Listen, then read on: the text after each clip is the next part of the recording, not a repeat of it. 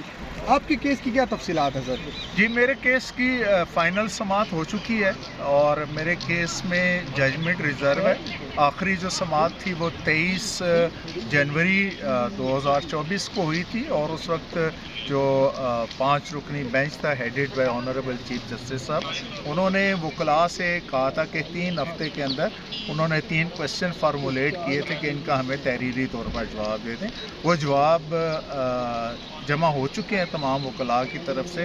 اب امید ہے کہ چند دنوں میں ججمنٹ اناؤنس ہو جائے گی انشاءاللہ. کیا لگتا ہے پاکستان کی سب سے بڑی عدالت جنرل ریٹائرڈ قمر جاوید باجوہ اور جن لوگوں کا آپ نے نام لیا ان کو سزائیں دے گی؟ کیونکہ ریسنٹلی مولانا فضل الرحمان نے بھی ایک بہت بڑا ایلیگیشن لگایا کہ vote of no confidence general retired Qamar Javed Bajwa کے کہنے پہ ٹیبل کی گئی. اس حوالے سے آپ دیکھیں، اگر میں نے جب یہ بات کی تھی 21 جولائی 2018 کو اور اس میرے الزامات کی روشنی میں اگر اس وقت کے جو کردار تھے ان کے خلاف انکوائری کر کے متعلقہ عدالتوں میں ان کے معاملات کو بھیجا جاتا تو شاید آج جو ہم صورتحال اس وقت اس الیکشن کے میں دیکھ رہے ہیں یا اس الیکشن کی صورت میں سامنے آئی ہے، شاید اس طرح کی صورتحال سامنے نہ آتی.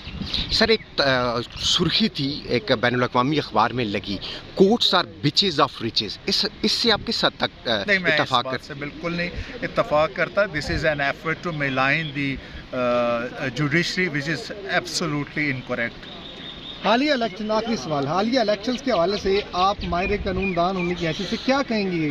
کیا یہ فری اینڈ فیئر ہوئے ہیں؟ کتنی شکایات آپ سمجھتے ہیں بالکل درست مانی جا رہی ہیں؟ میرا خیال ہے ابھی اس سے پہلے والے سوال میں وہ آپ کے متوقع سوال کا جواب دے دیا تھا کہ اگر 2018 میں کی گئی دھاندلیوں کا اور اس وقت کے کرداروں کو کیفر کردار تک پہنچا دیا جاتا تو آج 2024 میں اس سے زیادہ قسم کی جو چیزیں سامنے آئی ہیں وہ سامنے نہ آتی. سر ہمارے دنیا میں جو عدلیہ کی ریٹنگ ہے تنزلی کا شکار ہے، ہم دنیا میں سب سے پیچھے نمبروں پہ آتے ہیں اور مزید تنزلی میں جا رہے ہیں. ایسا کیوں ہے؟ عدلیہ کیوں؟ پہلے ہمیں یہ دیکھنا ہوگا جی کہ پاکستانی قوم جو ہے وہ دنیا میں اس کی کیا ریٹنگ ہے.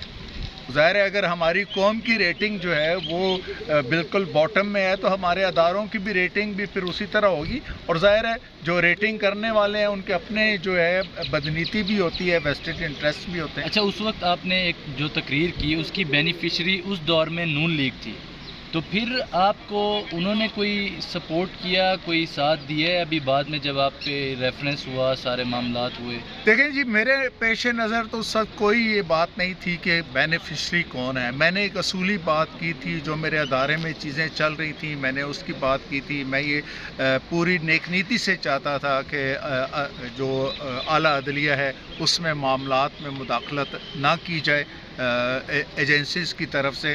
تو میں نے اس وقت بات کی تھی. باقی مجھے کسی سے کوئی وہ کبھی نہ توقع رہی ہے اور نہ ہی میں نے کبھی کسی پارٹی کے ساتھ جو کو فیور کرنے کے لیے یا نقصان پہنچانے کے لیے بات کی تھی. میں اپنے عہد کا پابند تھا بطور جج اور آج بھی میں اپنے ضمیر کے سامنے پوری طرح مطمئن ہوں الحمدللہ.